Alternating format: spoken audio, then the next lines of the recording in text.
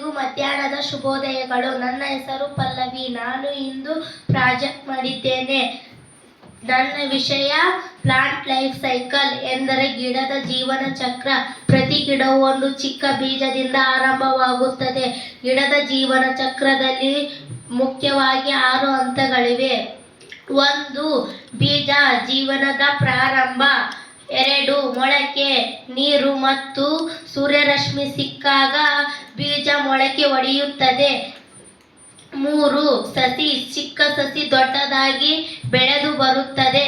4. ಪೂರ್ಣ ಗಿಡ ದೊಡ್ಡದಾಗಿ ಬೆಳೆದು ಬರುತ್ತದೆ. 5. ಹೂವು ಗಿಡದಲ್ಲಿ ಮೂಡುತ್ತವೆ. 6.